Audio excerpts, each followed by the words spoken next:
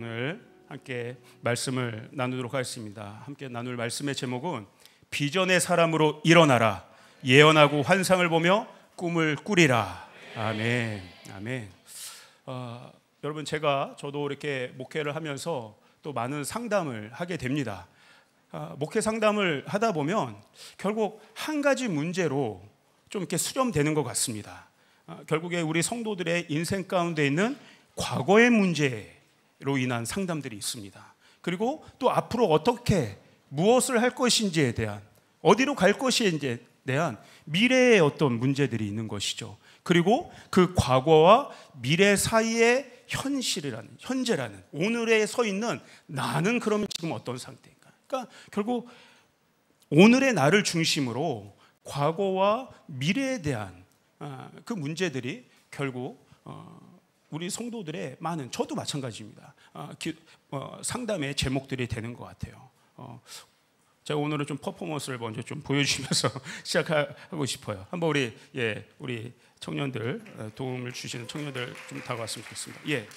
이게 우리 인생에 오늘 서 있는 우리 인생 가운데 과거의 끈과 미래의 끈이 있습니다. 그렇죠? 과거와 미래가 연결되어 있습니다. 이 과거가요,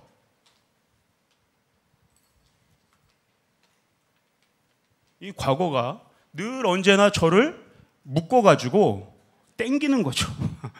앞으로 가야 되는데 가지 못하게 땡기는 거예요.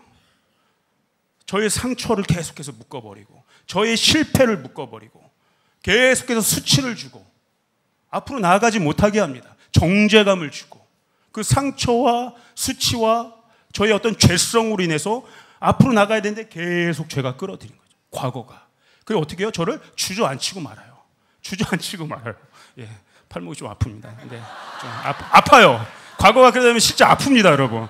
마상을 입어요, 마상. 그러다 보니까 과거가 계속 저를 묶고 있지 않습니까? 못 나가는 거예요. 이 오늘의 제 위치에서.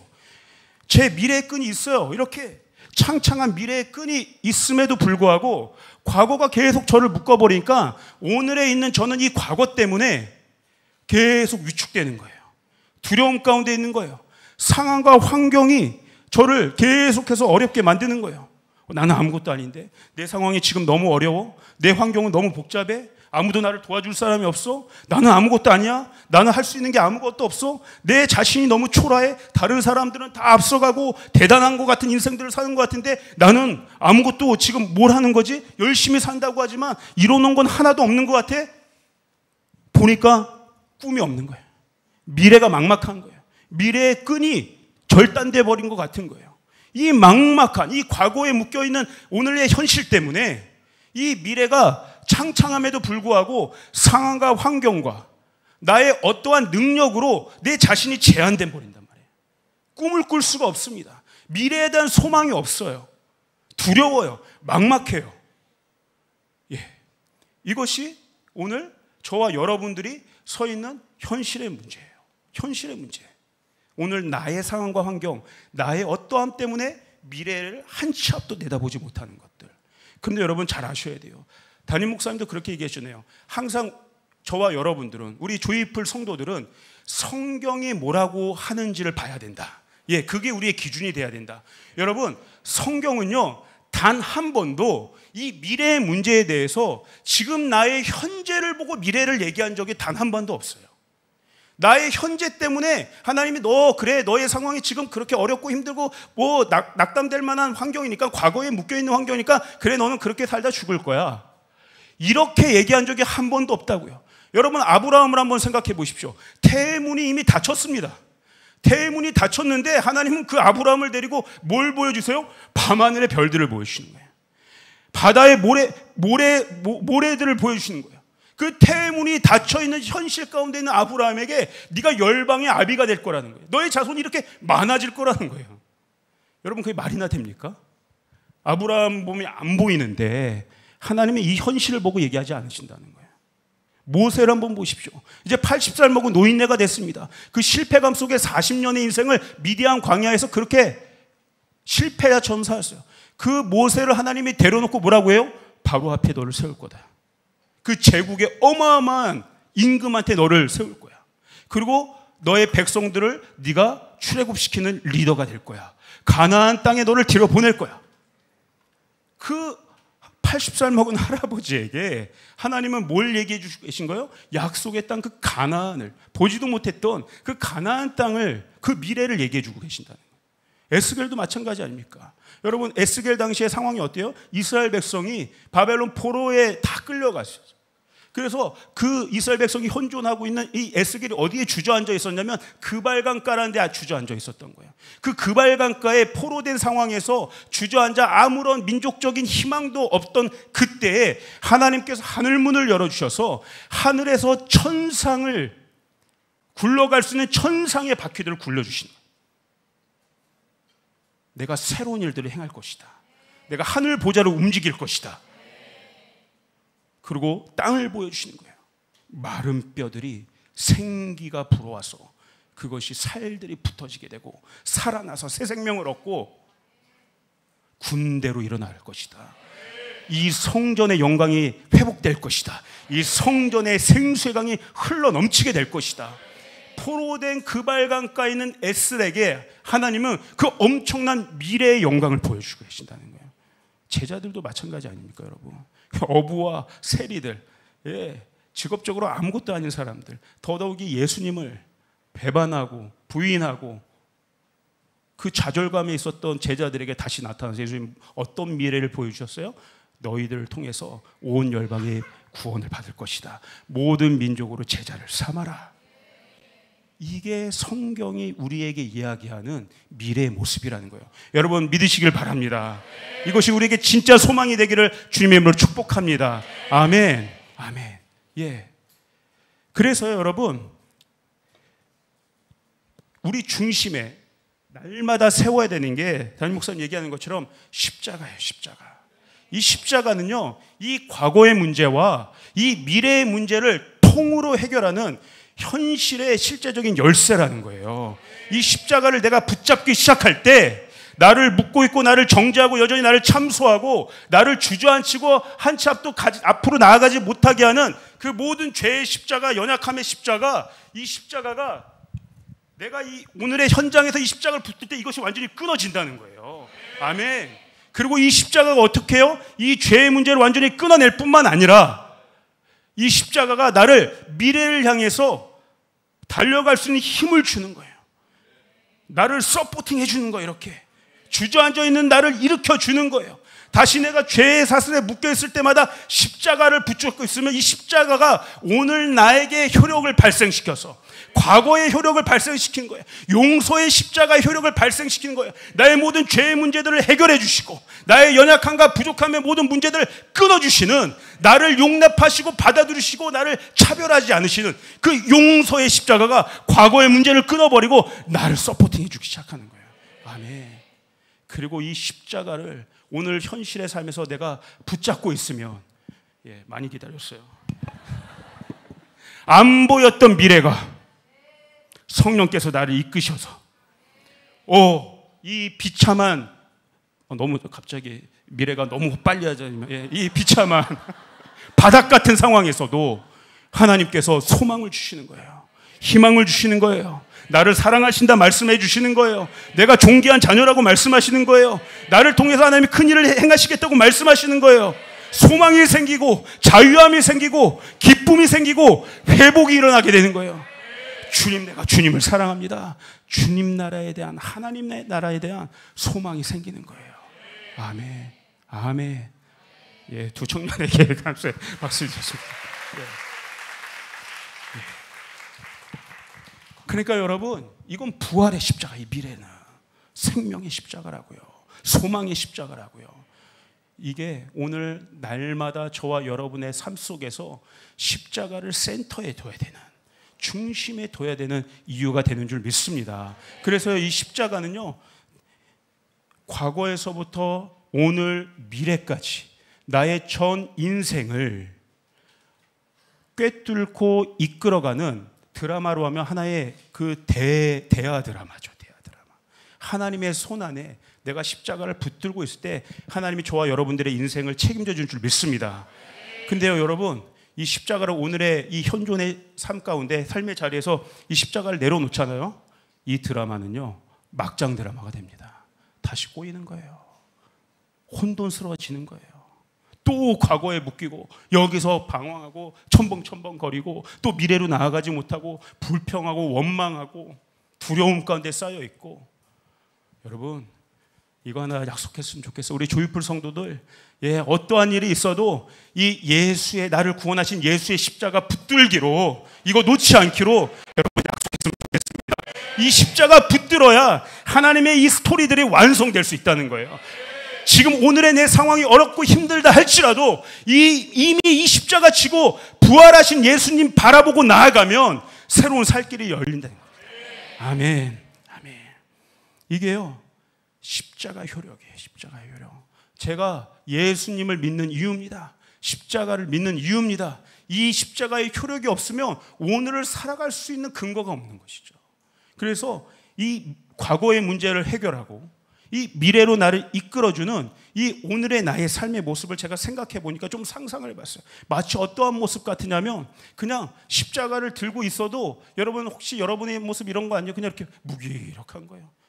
머리로는 종교적으로는 나 십자가 센터에 두고 있어, 품고 있어 라고 하지만 실제적인 내 삶 가운데는 또 두려워하고 무기력하고 뭘 어떻게 해야 될지 알지 못하는, 여전히 주저앉아 있는 여러분 그런 모습 아닙니까? 그러나 그렇지 않습니다. 진짜 십자가를 믿고 의지하고 내 삶의 능력으로 십자가를 세우는 사람은 그의 자세가 어떠냐면, 저 요즘에 저희 집에 고양이를 키우거든요. 고양이 관찰이 취미가 되었습니다. 고양이가요, 고양이가 그 사냥의 본능이 있어가지고 딱 웅크려가지고 딱 전방을 주시합니다. 그리고 그냥 초점을 아주 날카롭게 맞추고 언제든지 뛰어나갈 수 있는, 언제든지 반동으로 뛰어나갈 수 있는. 제가 이걸 우리 청년 리더들에게 했더니 무슨 고양이 너무 폼이 안 난다고 호랑이로 좀 격상을 시켜달라고. 맞습니다.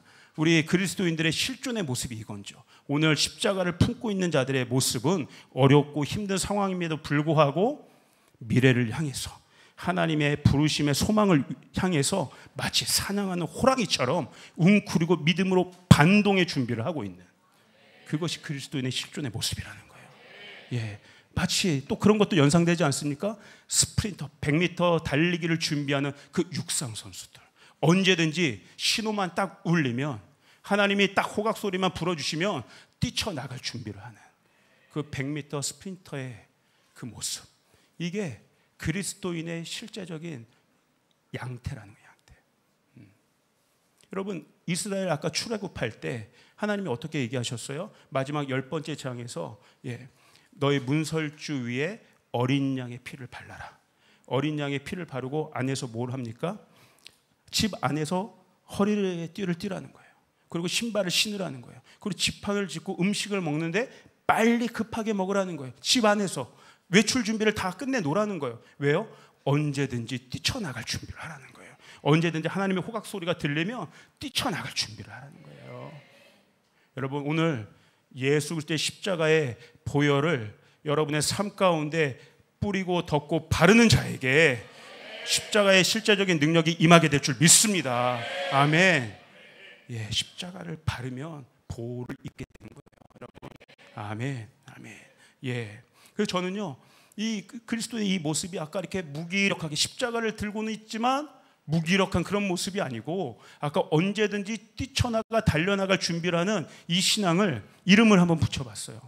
행동하는 강한 신앙이다. 한번 그렇게 잘 입에 안 붙으세요? 한번 입에 붙도록 옆 사람에게 행동하는 강한 신앙. 그냥 수동적인 신앙이 아니라는 거예요. 움직이는 신앙이라는 거예요. 한 발을 떼는 신앙이라는 거예요. 담대함을 가진 신앙이라는 것입니다. 아멘, 아멘. 여러분 생각해 보세요. 무덤에서 예수님의 부활을 소식을 들은 여인들, 그냥 가만히 있었습니까? 처음엔 무기력했지만 부활 소식을 들었을 때 이 여인들의 행동은 행동하는 강한 신앙이었어요. 그냥 듣자마자 그냥 뛰쳐나갔어요. 제자들에게 그 소식들을 알렸습니다. 저는 오늘 이것이 오늘 저와 여러분들, 이 현대의 그리스도인들에게 필요한 실제적인 낮의 꿈이라고 생각해요. 낮의 꿈. 밤의 꿈은 어둡습니다. 과거의 꿈들이에요. 나를 묶는 꿈들이에요. 앞이 안 보이는 꿈들이에요. 밤에는 활동할 수 없어요. 예수님도 말씀하셨죠? 사람이 낮에 다녀야 된다고. 낮의 꿈이 일어날 때 앞이 보이게 되는 거예요. 움직일 수 있는 준비가 일어날 수 있는 것입니다. 사랑하는 우리 조이풀 성도 여러분, 낮의 꿈을 꾸는 여러분 되기를 주님을 축복합니다.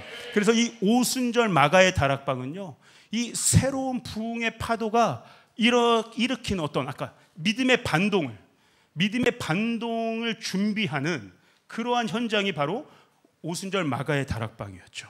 우리 잘 알다시피 사도행전 2장 17절 말씀을 함께 좀 깊이 보기를 원합니다. 우리 한번 한 목소리로 같이 읽겠습니다. 시작. 하나님이 말씀하시기를 말세에 내가 내 영을 모든 육체에 부어주리니 너희의 자녀들은 예언할 것이요 너희의 젊은이들은 환상을 보고 너희의 늙은이들은 꿈을 꾸리라. 아멘.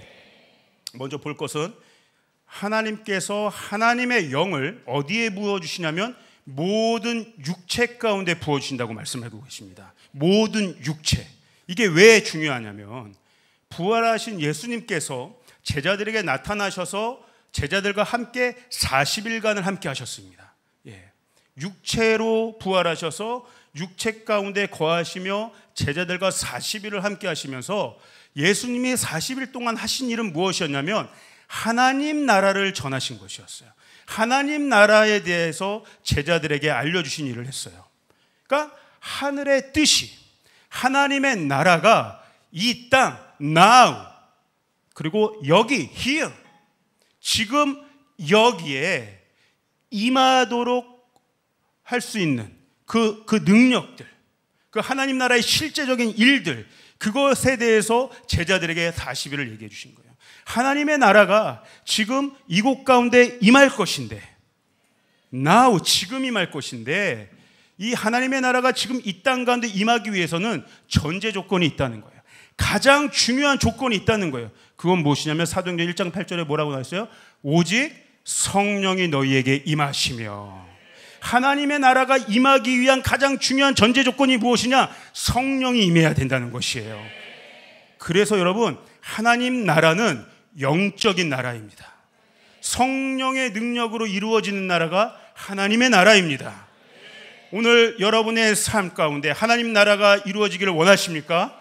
여러분의 가정과 일터와 여러분의 사업과 여러분의 모든 관계와 여러분의 재정과 여러분의 미래와 우리 조이풀 공동체 위에 하나님 나라가 진짜 이루어지려면 답은 딱 한 가지죠.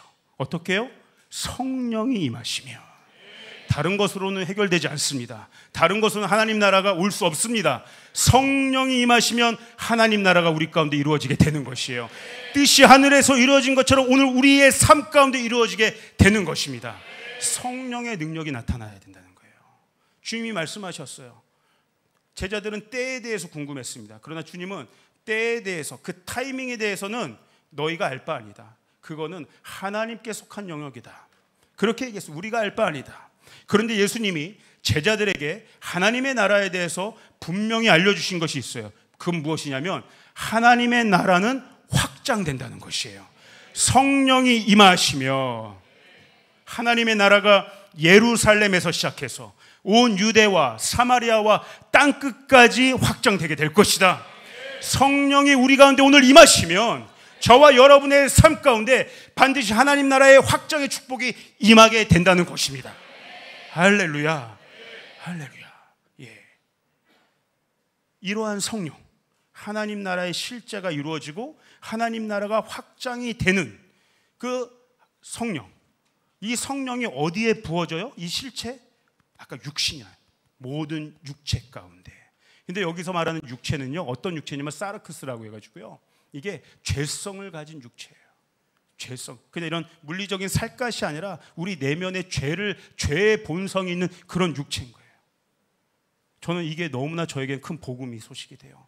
나 같은 죄인, 아무것도 아닌 연약하고 부족하고 결핍이 많은 나 같은 죄인인데도 하나님 나 같은 육체의 죄의 본성을 가진 나 같은 사람에게도 성령을 부어주시는구나. 모든 육체 가운데 성령을 부어주길 원하시는구나.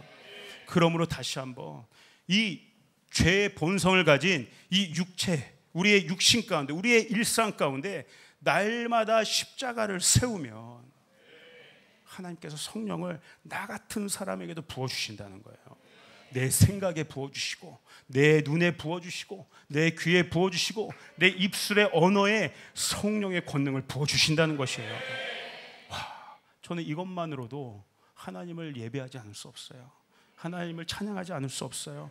그러므로 오늘 우리가 오늘 이 말씀 앞에서 깨달아야 되는 것은 무엇이냐면, 오늘 죄의 본성을 가지고 있는, 연약함을 가지고 있는 내 몸 안에서 실제로 예수 그리스도의 십자가를 통해서 어떤 일이 이루어지고 있는지를 우리는 깨달아야 된다는 것이에요. 여전히 죄의 본성을 가진 그 육체대로 살 것이 아니고, 오늘 내 안에, 내 중심 안에, 내 영 가운데 예수 그리스도의 이름을 선포하기 시작하면, 주님에 대한 믿음을 내가 선포하기 시작하면, 내 육체 가운데 실제적으로 하나님이 내 육체의 성령을 부으신다. 내가 할 수 없는 그 일들을 하게 하신다는 거예요. 내가 볼 수 없는 것들을 보게 하시고, 한 번도 듣지 못한 놀라운 소식들을 듣게 하시고, 내가 말할 수 없는 언어의 권세들을 허락하여 주셔서 나의 언어의 입술의 언어를 통하여 하나님의 역사들이 일어나게 하신다는 거예요. 실제적인 신체 기관들을 통해서 역사하신다는 거예요. 예. 이게 저와 여러분들 가운데, 모든 육체 가운데, 여기 어린 아이들부터, 여러분, 우리 어린 아이들이 오히려 성령이 훨씬 더 강력하게 임하게 되는 순수한 통로가 되는 줄 저는 믿습니다. 아멘. 여기 어린 아이에서부터 장년에 이르기까지 한 사람도 빠짐없이 십자가를 붙들고 있는 그 사람에게 하나님의 나라가 이루어지는 성령을 부어주신다는 거예요. 네. 한번 조금 더 자세히 보겠습니다. 우리 다시 한번 사도행전 2장 17절을 보도록 하겠습니다. 시작. 하나님이 말씀하시기를 말세에 내가 내 영을 모든 육체에 부어주리니 너희의 자녀들은 예언할 것이요 너희의 젊은이들은 환상을 보고 너희의 늙은이들은 꿈을 꾸리라. 아멘. 예. 하나님의 성령이 우리 육체 가운데 부어지면 어떠한 일들이 생기는가? 세대 가운데 놀라운 부흥들이 일어나게 된다는 거예요. 전 세대 가운데 첫 번째는 자녀들은 예언할 것이요. 여러분, 예언이 무엇입니까? 예언은 하나님의 말씀, 그러니까 하나님의 계시와 뜻, 이것들을 대언하고 선포하는 것이 예언입니다. 사도 바울은 고린도서에서 보면 이 예언의 기능에 대해서 얘기하고 있어요. 예언은 어떤 일을 하냐면, 예언은 교회의 덕을 세우는 일을 한다는 거예요. 여기서 이 덕을 세운다는 의미가 뭐냐면, 원어로 보면 교회를 새롭게 건축한다는 뜻이 있는 거예요. 새로운 몸으로 교회를 세운다, 짓는다가 덕을 세운다는 거예요. 그러니까 여러분, 자녀들이 예언할 거라는 게 어떤 의미를 가지고 있습니까? 우리 자녀들이 하나님의 말씀을 대언하기 시작하면, 예언하기 시작하면 이 교회의 몸이 새 가죽 부대로 건축되기 시작한다는 거예요. 새 부대로 일어나기 시작한다는 거예요. 예, 아멘, 아멘. 새 가죽 부대. 저와 여러분들이, 어른들이 건축하는 게 아니고요, 우리 자녀 세대를 통해서 하나님이 새 수를 부을 수 있는 새 부대를 만드신다는 거예요. 저는 여러분, 제 세대는 여기 저와 비슷한 또래 연배에 아마 우리 세대들도 많이 있는 것 같습니다. 제가 그냥 정말 제 세대를 놓고 봤을 때, 제 세대는 정말 인본주의의 세대였어요. 인본주의의 세대가 무엇이냐면요, 그러니까 믿음도 다 논리적으로, 합리적으로, 세속적인 어떤 잣대에 비교하면서, 예, 그러니까 성경도 다 이것들을 뭐 논리화시키고 과학화시키고 그러한 세대가 제 세대. 그리고 기존에 있는 어떤 제도들을 다 부정하는, 한마디로 얘기하면 노아의, 아버지 노아의 그 잘못을 다 수치스럽게 여기고 발가벗긴 세대가 제 또래 세대들이에요. 예. 뭔가 대단히 막 정의의 사도처럼 정의로운 일들을 한다고 했지만 결국에 결론은 무엇입니까? 교회의 덕을 세우지 못했어요. 교회가 정말 어렵게 됐습니다. 교회 교세들이 감소하기 시작했어요. 결론이 그거예요. 교회가 새 부대가 되지 못했어요. 오히려 교회를 무너뜨리고 교회의 뿌리를 흔들어버리고 신앙의 본질들을 흔들어버리는 인본주의 세대가 저의 세대였어요. 와, 논리적이고 합리적인 것들은 발달했지만, 그러한 시각으로 성경을 해석하기 시작했지만 그것이 영적인 교회의 몸을 세우는지 못하더라고요. 그런데 오늘 저에게 이 감동이 있어요. 저희 세대가 이제 지나가고 여기 있는 우리 자녀 세대를 통해서 하나님께서 완전히 다른 새 가죽 부대를 만드신다는 감동이 있습니다. 제가 믿음으로 선포합니다. 우리의 자녀 세대들 다윗의 세대가 될지어다. 선두에 서서 만군의 여호와 이름을 외치는 능력의 세대가 될지어다. 예, 다윗, 그 소년 다윗 한 사람이 캠프 진영의 선두에 서서 만군의 여호와의 이름을 불렀을 때 그 패배와 죽음과 두려움의 앰모스피어에 가득했던 그 이스라엘 캠프 진영들이, 그 공기가 완전히 다윗 한 사람의 예언적인 목소리를 통하여 완전히 바뀌어버리겠다는 거예요.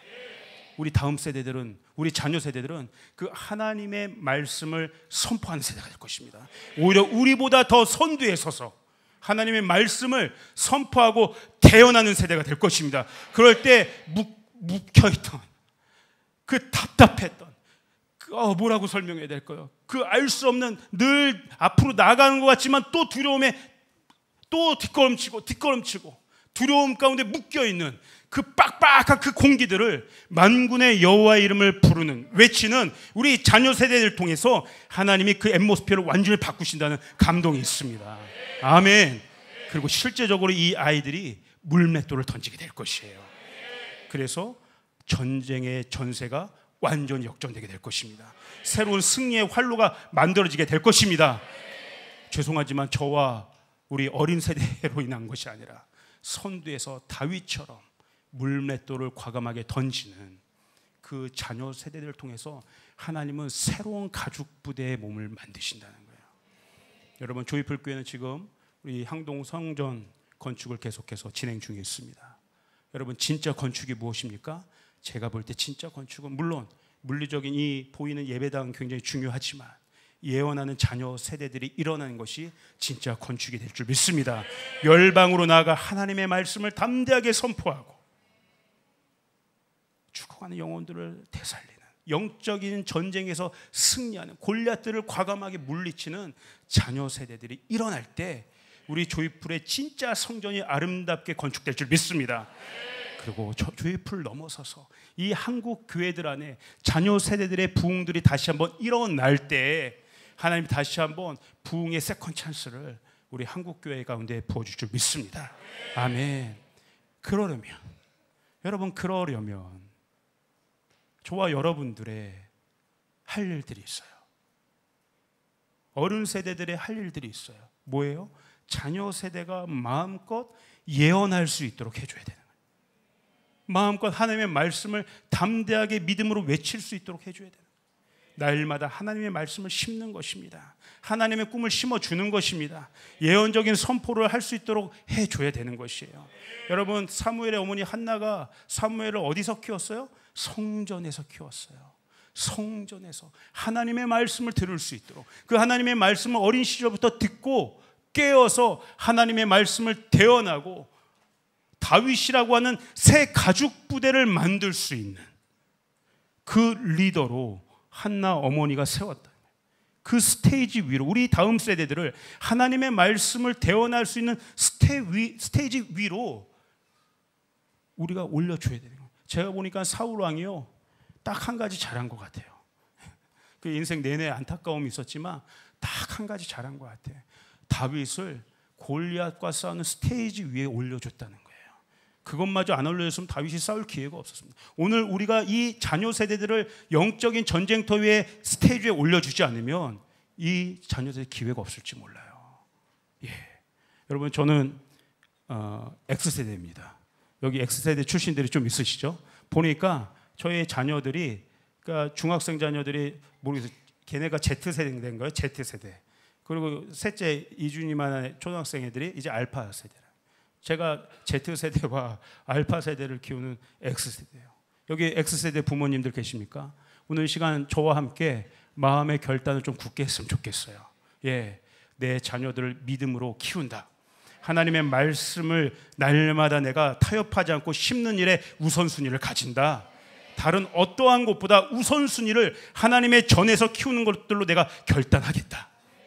아이들 키우다 보면요, 이렇게 애들이 나이가 더, 애들도 학년이 올라갈수록 오히려 부모들 마음이 조급해지지 않습니까? 아니, 수학도 해야 되고 영어 해야 되고 이것도 따라가야 되고 저것도 따라가야 되는데, 그러면 또 타협이 생기기 시작하는 거예요.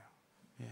여러분, X세대 우리 부모님 여러분들, 예, 저랑 오늘 약속하시는 겁니다.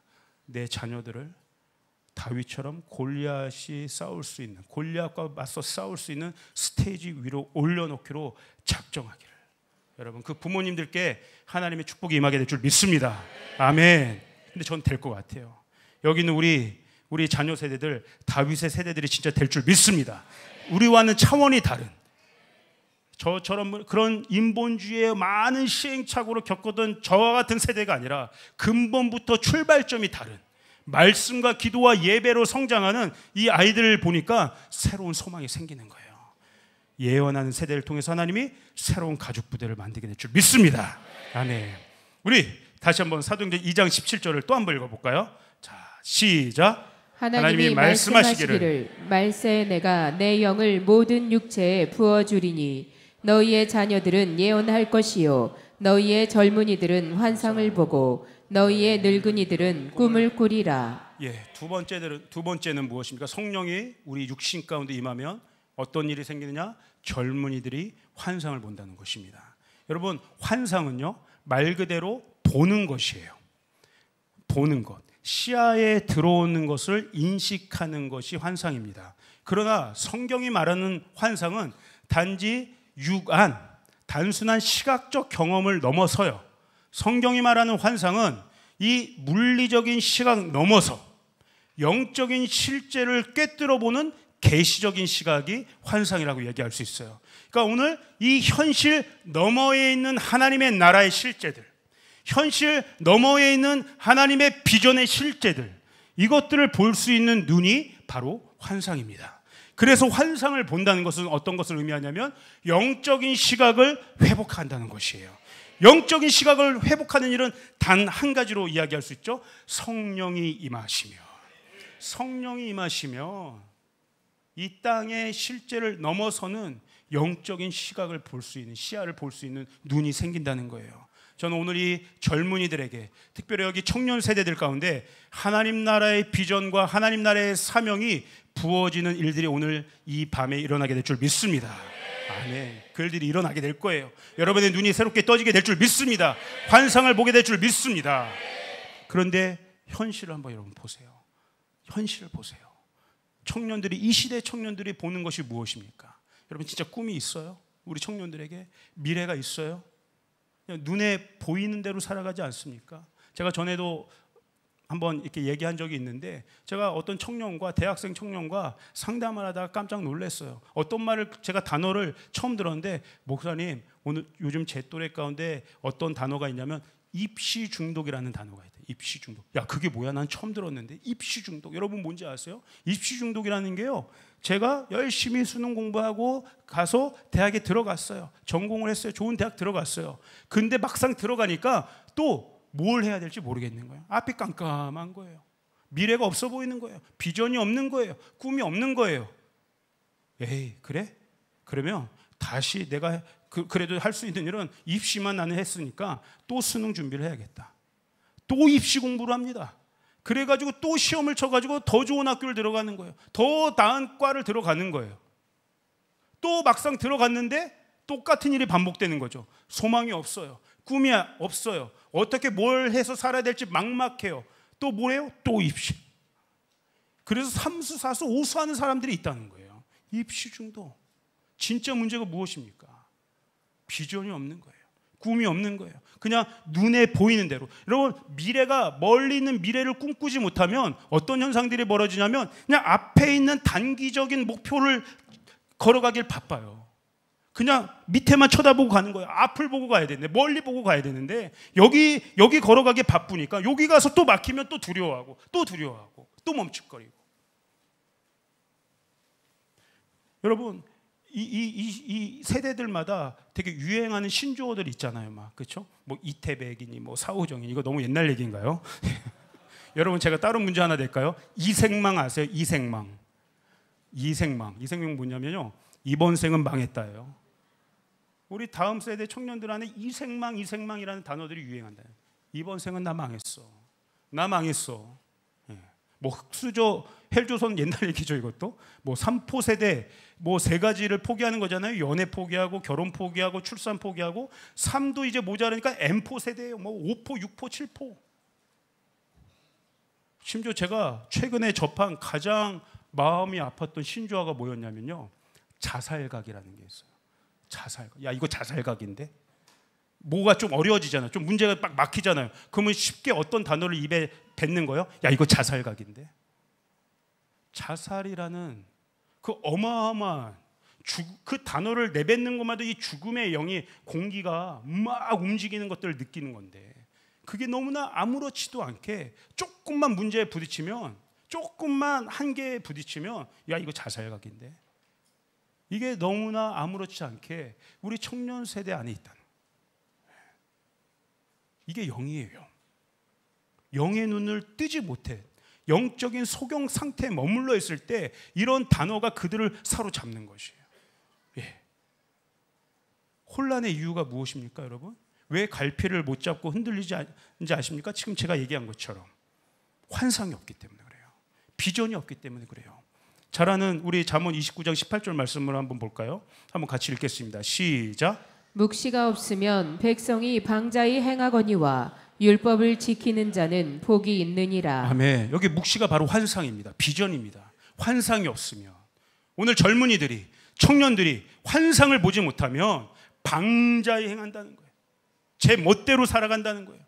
방황하며 살 수밖에 없다는 거예요. 뭔가 열심히는 사는데 흔들릴 수밖에 없다는 거예요. 자기 뜻대로 한 치 앞도 못 보지만 그냥 한 발 한 발 그냥 그렇게 걷고 그렇게 흔들리며 산다는 거예요. 그런데 보세요. 다시 한번 말씀 보여주세요. 묵시가 없는 백성은 그렇게 살아가는데 율법을 지키는 백성은 복이 있다고 말씀하고 있어요. 율법을 지키는 자는 복이 있다는 건 뭐예요? 흔들리지 않는다는 거예요. 평강을 갖고 있을 수 있다는 거예요. 소망할 수 있다는 거예요. 여러분, 율법은 무엇입니까? 율법이 있으면 왜 흔들리지 않아요? 율법이 있으면 왜 복이 있는 줄 아세요? 율법은 기준이 되기 때문에 그래요. 율법은 흔들리지 않게 우리를 꽉 잡아주는 기준이 되는 거예요. 기준이 분명하면 여러분 흔들리지 않습니다. 예수 그리스도는 율법의 완성이자 마침이 되십니다. 그러므로 오늘 저와 여러분 안에 예수 그리스도를 율법의 완성이자 마침의 기준으로 모시고 살면 흔들릴 염려가 없다는 거예요. 그 삶이 분명하다는 거예요. 여러분, 율법은 또 어떤 기능이 있습니까? 율법은요, 이정표의 역할을 해요. 그래서 구약의 율법은 어떤 기능을 해요? 오실 메시아를 예표하는 이정표의 역할을 해요. 이 율법의 길을 잘 따라가다 보면 누구를 만날 수 있는 거예요? 예수 그리스도를 만날 수 있는 거예요. 오늘 신약에 와서 오늘 율법의 이미 완성이자 마침이 되는 예수 그리스도를 이미 경험한 저와 여러분들이 이 예수님을 오늘 우리 삶 가운데 흔들리지 않는 이 기준으로 갖고 살아가면, 우리는 하나님께서 주시는 환상과 꿈과 비전을 보며 분명한 방향으로 나아갈 수 있게 된다는 거예요. 흔들리지 않습니다. 방황하지 않습니다. 여러분, 오늘 이 밤에 예수 그리스도를 여러분의 삶의 기준으로 여러분 굳게 세우는 밤이 되기를 주며 축복합니다. 아멘. 그러므로 여러분, 우리 청년들 특별히 현실의 문제에 가려서 하나님의 일을 보지 못하는 영적인 소경이 되면 안 됩니다. 마가복음에 여러분 잘 알다시피 소경 바디메오의 이야기가 나와요. 이 소경이 예수님이 오신다는 소식을 듣고 눈이 안 보이는데 막 소리쳐요. 다윗의 자손 예수여, 다윗의 자손 예수여. 그러니까 예수님이 소경한테 가지 않습니까? 소경한테 가서 뭘 물어봐요? 내가 널 위해 뭘 해주면 좋겠냐? 그렇게 물어봐요. 너무 뻔하지 않습니까? 소경이 지금 그렇게 간절하게 예수님을 부르시는데 예수님이 굳이 또 물어봐요. 눈 뜨게 하는 게 이 사람의 소원일 줄 아는데, 그런데 물어보시는 거예요. 이 바디메오가 그랬더니 뭐라고 대답해요? 주님, 제가 보기를 원합니다. 제가 보기를 원합니다. 저의 눈을 뜨게 하여 주시옵소서. 분명하게 그 사람이 지금 갖고 있는 가장 문제인 그 문제를 입으로 고백하게 만들어요. 주님, 제 인생에서 지금 가장 큰 어려움은 제가 앞을 보지 못하는 문제에 있습니다. 제 눈을 뜨게 하여 주시옵소서. 여러분 한번 생각해 보세요. 바디메오가 내가 널 위해 뭘 해주길 원하냐? 주님 결혼하고 싶어요.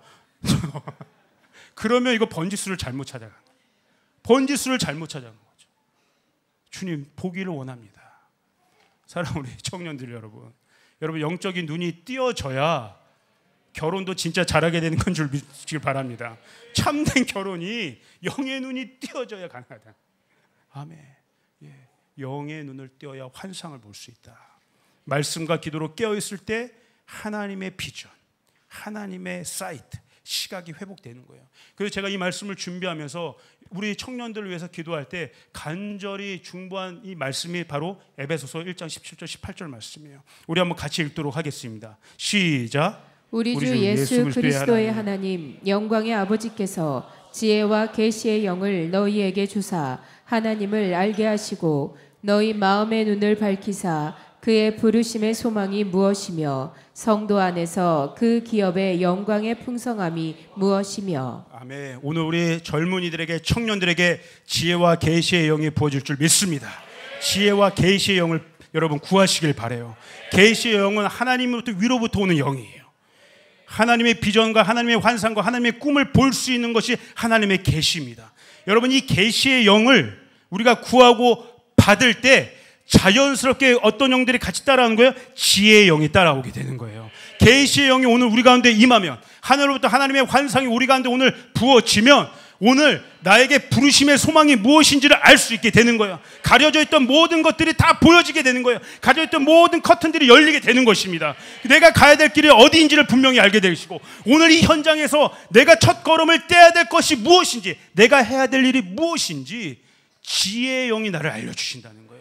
하늘의 뜻이 이 땅 가운데 이루어질 수 있는 실제가 그 지혜가 나를 이끌어 준다는 거예요. 사랑하는 우리 청년 여러분, 이 시대 가운데 지금 이 시기 가운데 여러분 지혜와 계시의 영을 구하시길 바랍니다. 두 눈을 부릅떠야 돼요. 하늘을 향해서 주님 나에게 주의 영을 부어 주시옵소서. 예.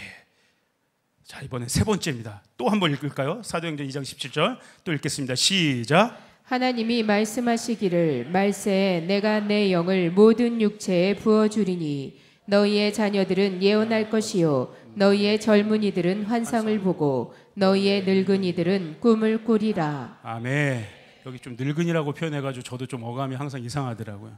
예. 어디는 이제 너희 아비들은 이렇게 나오겠죠. 부모들입니다. 부모 세대라고도 얘기할 수 있고 기성세대라고 또 이야기할 수 있습니다. 그러니까 나이로 하면 부모, 어른, 기성세대 이렇게 얘기할 수 있고 또 포지션으로도 뜻이 있어요. 예, 여기 늙은이는 포지션은 리더들입니다. 뭔가 포지션이 위에 있는 사람들, 뭔가를 이뤄놓은 사람들인 거죠. 예, 이게 바로 늙은이에 해당되는 단어예요. 여러분 꿈은 무엇입니까? 꿈은 하나님께서 하나님의 뜻을 전달해주는 수단이 바로 꿈이에요. 그렇죠? 사실 아까 예언과 환상과 꿈은 다 같은 말인데 어쨌든 이 꿈은 하나님께서 하나님의 계시들, 하나님의 뜻과 계획을 또 이렇게 보여주시는 그러한 수단이 바로 꿈입니다. 그러니까 이 말씀이 오늘 우리 부모 세대 가운데, 특별히 리더들 가운데, 기성세대들 가운데 이 말씀이 전해지는 것은 어떤 걸 의미합니까? 현실에 안주하거나 과거에만 머무는 것이 아니라 성령 안에서 여전히 하나님의 미래를 바라보는 세대가 되어야 된다는 거예요. 예, 그렇죠? 제가 생각해 보니까 이제 저도 점점 더 기성세대가 돼가는 것 같아요. 저도 저를 자신을 보니까 제 안에서 가장 문제가 될 수 있는 게 뭐냐면 고착화예요.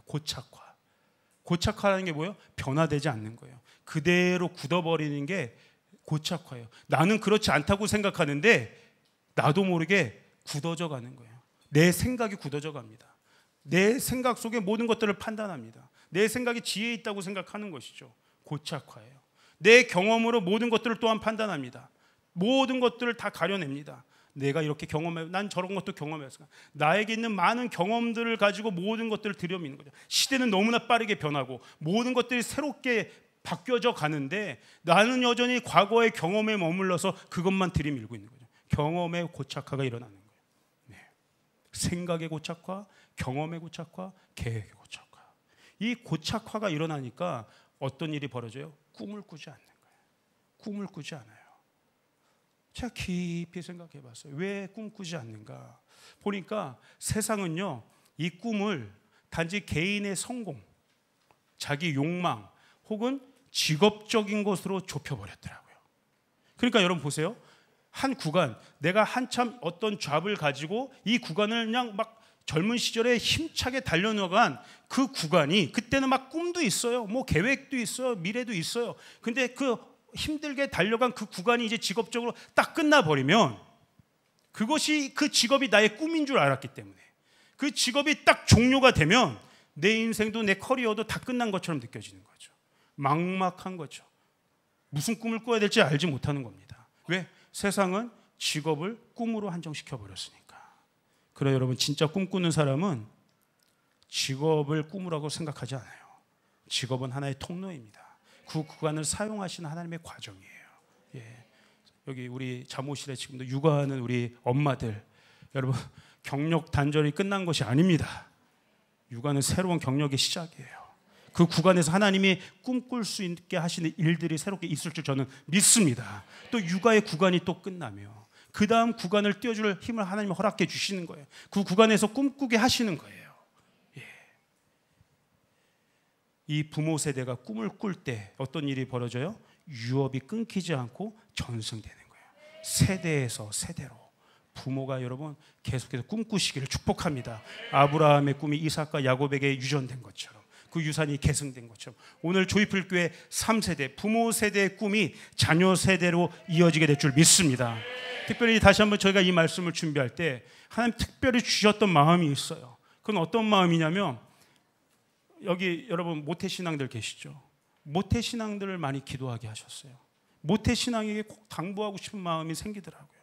어떤 그 모태신앙을 위한 마음들을 딱 주셨을 때 딱 하나님이 문장을 떠올리게 하셨어요. 어떤 문장을 딱 만들어 주셨냐면, 여러분 오해하지 마세요. 우리 모태신앙 중에도 훌륭한 분들이 많이 있습니다. 근데 조금 정체되어 있는, 신앙이 정체되어 있는 분들이 만약에 있다면, 꿈과 비전과 어떤 소망이 좀 이렇게 정체되어 있는 분이 있다면 그분들을 향해서 제가 권면드리고 싶은 거예요. 어떤 마음을 하나님 딱 주셨냐면, 부모님의 영적 장고에 더 이상 기대지 말라는 거예요. 이제 부모님이 어린 시절에 나에게 주신 그 뱅크 어카운트에 많은 것들이 있는 거예요.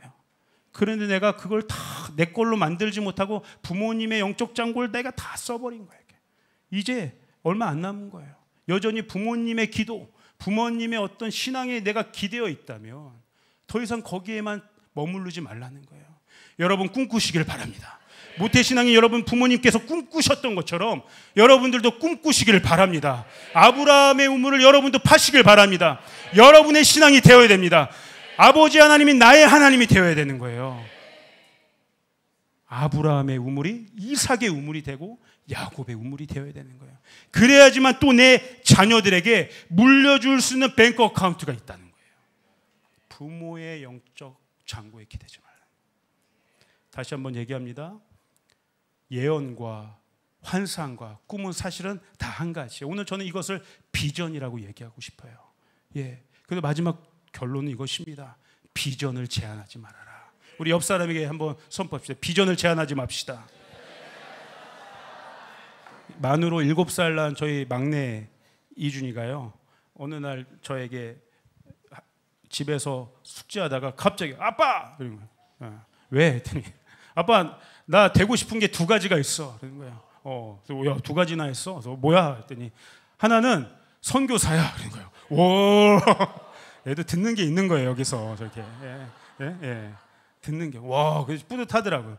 선교사. 또 목사들이 선교사라고 얘기하니까 또 조이풀 교회에서 좀 성공한 것 같은 느낌이 있는 거예요. 선교사. 그리고 2번째는 뭐야? 했더니 2번째는 초밥집 사장님이 되는 게 꿈이다.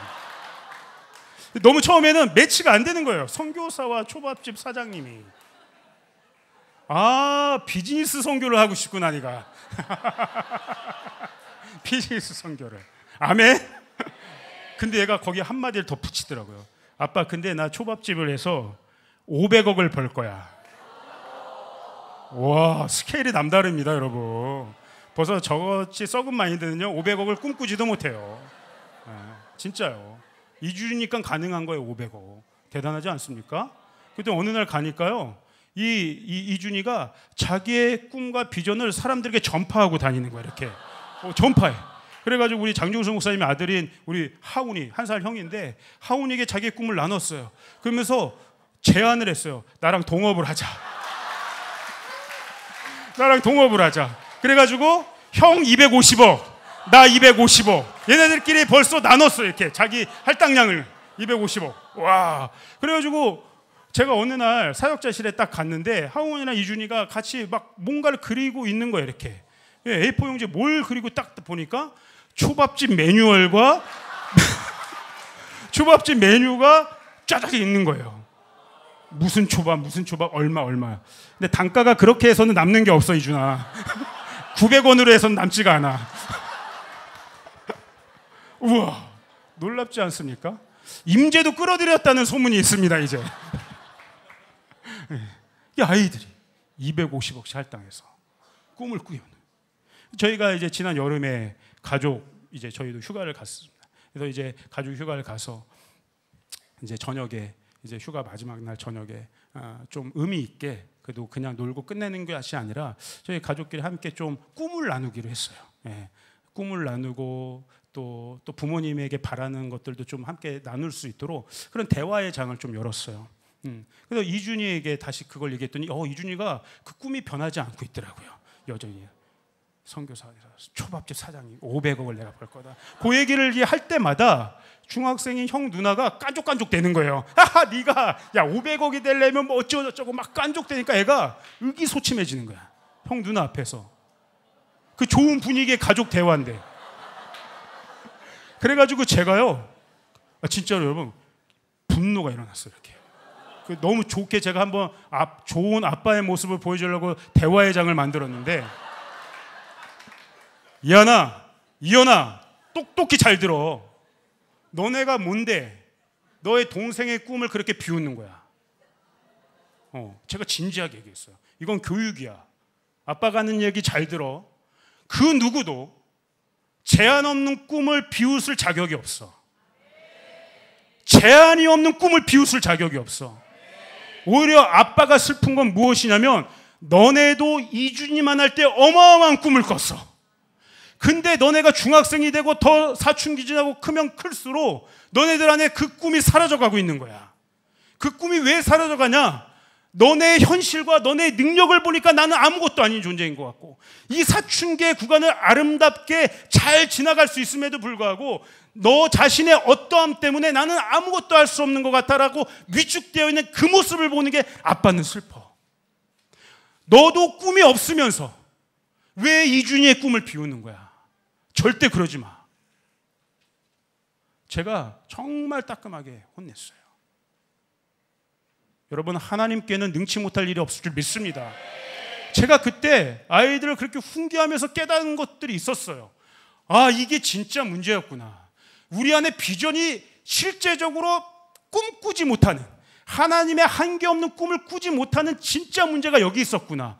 내 자신의 환경과 상황과 나의 어떠함 때문이라도 내 자신의 꿈도 요만큼밖에, 나는 아무것도 할 수 없는 존재라고 내 꿈을 리미트 시켜버려가지고 제한해버렸는데, 내 꿈도 그렇게 제한해버렸는데, 여러분, 하나님의 나라는 어떻습니까? 하나님의 나라는 우리가 상상도 할 수 없는, 우리의 한계 상황들을 훨씬 더 뛰어넘는 어마어마한 하나님의 나라가, 그 하나님의 나라 안에 그 능력들이 있는 거 아니겠습니까? 내 안에 진짜 하나님에 대한 믿음이 없으면, 진짜 하나님에 대한 인식이 없으면, 나는 말로만 하나님 나라가 임하면 좋겠다고 하지만 내 안에 그것이 진짜 실제화가 되는 꿈이 없다는 거예요. 아니, 초밥집 500억? 하나님 그거 못 하시겠습니까? 그거를 우리가 믿지 못하는데 어떻게 온 인류를 구원하실 하나님의 꿈을 믿을 수 있겠습니까? 오늘 우리 안에 이 비전이 회복되지 못하면 우리가 말로는, 찬양으로는 하나님의 나라가 임하여 주시옵소서 하지만 정작 한편에선 여전히 그것이 믿음으로 작동되지 않는다는 거예요. 하나님 나라는 여전히 추상적인 나라가 되고 만다는 거예요. 여러분, 하나님에게는 500억이 아니라 5조 5천조 그 이상의 모든 재정이 하나님께 있음을 믿으시길 바랍니다. 저와 여러분 한 사람을 통해서, 지난주 목사님 통해서 얘기했잖아요. 그 한 사람을 통해서 국가의 운명을 바꾸는 분이 하나님이시라고. 다윗 한 사람을 통해서 어둠 가운데 있던 이스라엘 캠프의 앰모스피어를 한 번에 바꾼 분이 하나님이시라고. 그 하나님이, 여러분, 다윗의 형들이 다 비웃었지 않습니까? 네가 어떻게 골리앗을 상대하냐고. 너 욕보이지 말라고. 우리 가문을 욕보이지 말라고. 근데 하나님은 그 물맷돌 하나 든 다윗을 통해서 이스라엘을 구원해내신 거예요. 오늘 진짜 하나님의 나라에 대한 이 꿈과 비전이 저와 여러분에게, 특별히 이 기성세대인 저희들에게 꿈꾸어지기를 주님으로 축복합니다. 아멘, 아멘. 여러분, 100~500의 비전은 그래서 구호가 아니에요. 상징이 아닙니다. 실제가 될 줄 믿습니다. 지난주 우리 저녁에 리더 모임 했지 않습니까? 250명 넘게 모여 있어요. 그래서 제가 이제 목사님 그 다음날 인도로 이렇게 이제 가시면서 그 차 안에서 같이 대화하는데 250명, 300명이 이렇게 모여 있었잖아요. 목사님 그 정도 숫자가 되고, 야, 그렇게 많아? 처음에 조이풀 교회 시작할 때 내 꿈이 리더가 300명 됐으면 좋겠다는 꿈이었는데 여러분 된 것이에요. 목사님 1000명으로 늘려야겠다, 리더를. 그렇게 될 줄 믿습니다. 아멘, 아멘. 조이풀 교회는 꿈꾸는 교회예요. 비전의 교회예요. 여러분, 어떤 그 젊은 세대들이 많이 가는 장소를 핫플레이스라고 해요. 그렇죠? 성수동이 지금 핫플레이스였죠. 원래 홍대가 핫플레이스인데 이게 핫플레이스가 막 옮겨지더라고요. 어쨌든 지금은 성수가 제가 보니까 제일 핫플레이스예요. 그러니까 핫플레이스가 있고, 예, 또 어떤 플레이스가 있는지 압니까? 핫플레이스, 핫플이라고 줄여요 요즘에. 그렇죠? 예. 힙플도 있습니다. 힙플레이스. 힙플레이스는 힙스터들이 가는 곳이에요. 저는 힙스터가 아닌가 봅니다. 발음도 안 나오네요. 네, 힙스터들이 가는 곳이 힙플레이스. 그래서 이 힙플레이스들은 아무도 안 가는 곳을 먼저 가는 사람들인 거예요. 예, 제일 처음에 뭐 예를 들면 로컬 찜 맛집을 발견한 거예요, 혼자. 그래서 막 거기서 자기만의 어떤 막 그 미식을 막 즐기는 것이죠. 그리고 그 사람이 뭔가를 올려가지고 유명해지기 시작하고 많은 사람들이 몰리면 이제 뭐가 돼요? 힙플이 핫플이 되는 거예요. 예, 힙플이 핫플이 되는 거예요. 제가 어떤 맛집에 간다, 그럼 이미 거긴 핫플이란 뜻이겠죠.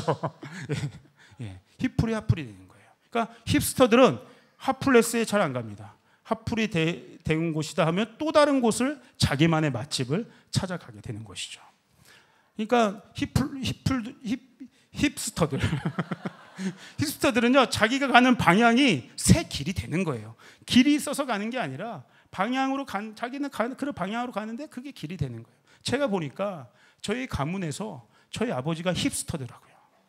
힙스터. 여러분, 아브라함이 힙스터였어요. 아무도 가지 않은 길을 처음 걸어간 그 사람이 힙스터였어요.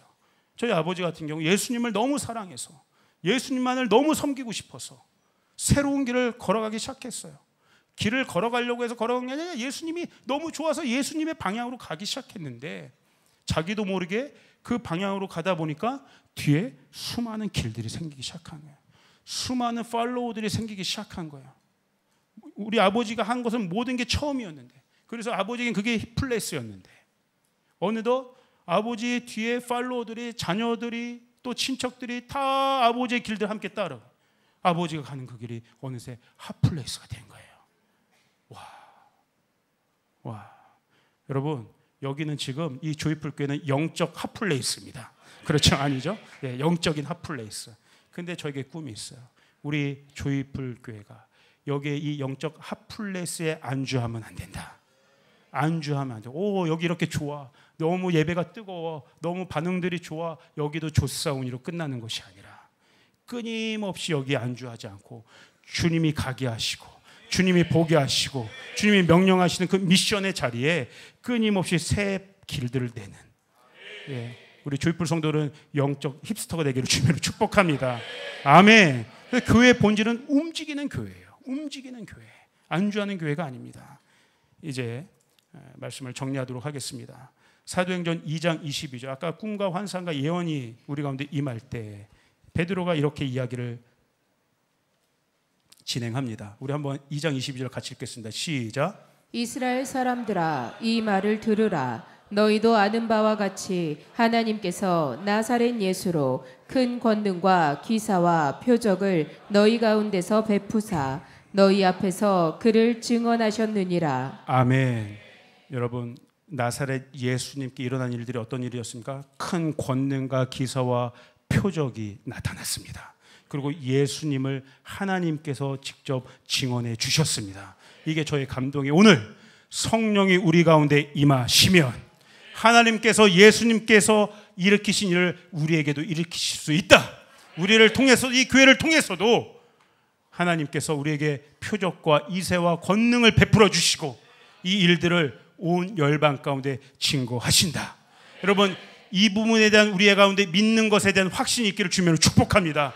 예수님에 대한 확신, 십자가 능력에 대한 확신, 이 확신 가지고 오늘 십자가를 내 중심에 세우면 하나님 일하실 거예요.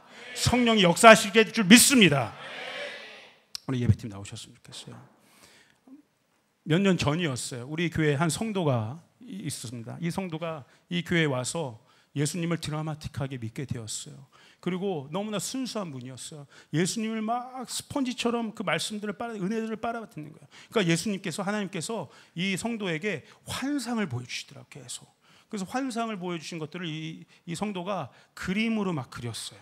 그림을 그려서 저한테 보여줬는데 이 성도가 그린 그림이 조이풀 교회에 대한 환상이었어요. 그리고 제가 수년 전부터 이 성도분께서 그린 그림을 제가 제 마음의 비전으로 품고 있었어요. 그러다 이번에 어떤 좀 모임에 있었는데 하나님이 잊고 있었던 그 그림을 다시 꺼내게 하시더라고요. 이 그림을 보는데 다시 제 마음이 뛰기 시작하더라고요. 여러분, 제가 한번 소개해드리고 싶어요. 한번 보여주세요. 첫 번째 그림을 꽤 여러 장 그렸어요. 이게 첫 번째 그림이에요. 첫 번째 그림이 뭐냐면 이게 광야예요. 광야. 이분은 이 이집트의 출애굽 스토리도 모르는 분이었어요.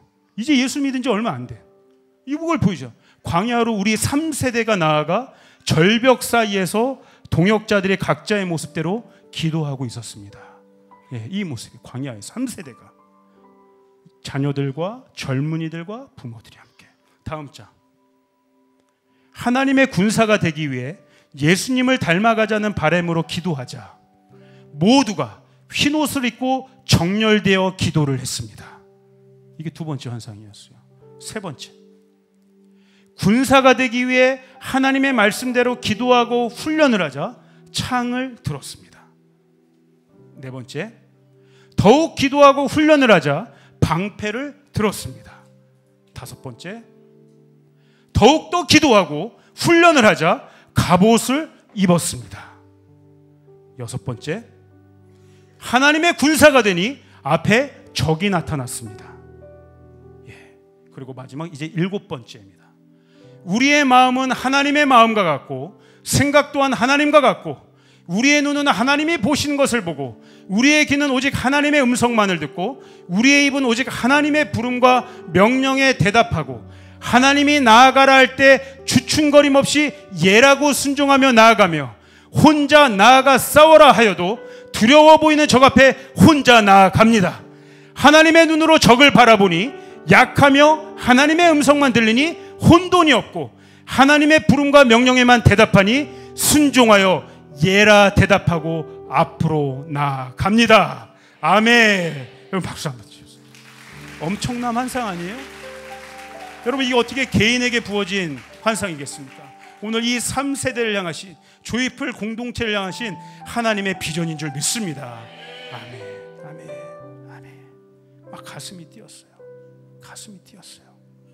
하나님 더 꿈꾸게 해주세요. 더 큰 비전을 갖게 해주세요. 알게 모르게 리미트를 걸어놨던 저희 어떤 비전의 그 리미트의 그 스위치를 없애주세요. 무한대의 꿈을 꾸게 해주세요. 저 꿈이 생겼어요. 100~500의 비전에 맞춰서 백부장의 꿈.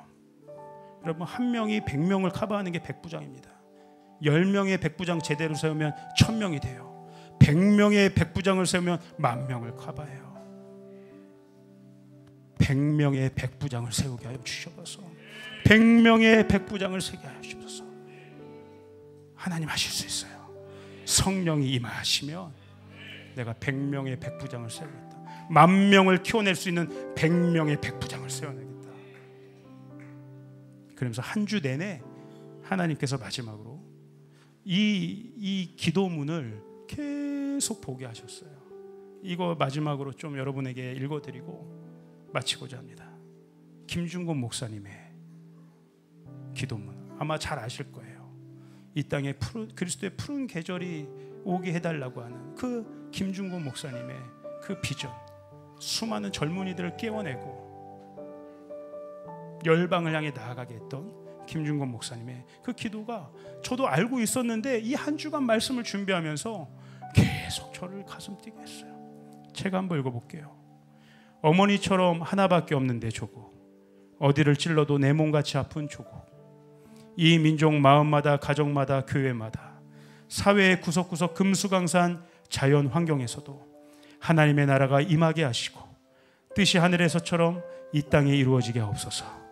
이 땅에 태어나는 어린이마다 어머니의 신앙의 탯줄, 기도의 탯줄, 말씀의 탯줄에서 자라게 하시고 집집마다 이 집의 주인은 예수님이라고 고백하는 민족, 기업주들은 이 회사의 주인은 예수님이고 나는 관리인이라고 고백하는 민족, 두메마을 우물가의 여인들의 입에서도 공장의 작공들, 바다의 선원들 입에서도 찬송이 터져나오게 하시고 각급 학교 교실에서 성경이 필수 과목처럼 배워지고 국회나 가기가 모일 때에도 주의 뜻이 먼저 물어지게 하시고 국제시장에서 한국제 물건은 한국인의 신앙심과 양심이 을의 보증수표처럼 믿어지는 민족, 여호와로 자기 하나님으로 삼고 예수 그리스도를 주로 삼으며 신구약 성경을 신앙과 행위의 표준으로 삼는 민족, 그리하여 수십만의 젊은이들이 예수의 꿈을 꾸고 인류 구원의 환상을 보며 한 손에는 복음을 다른 한 손에는 사랑을 들고 지구촌 구석구석 누비는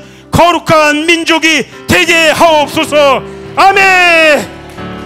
주님이 꿈을 저에게도 허락하여 주셔서 김중곤 목사님의 영을 부족한 종에게도 부어주셔서 이 원대한 비전을 말하고 꿈꾸고 선포할 수 있는 리더가 되게 하여 주시옵소서.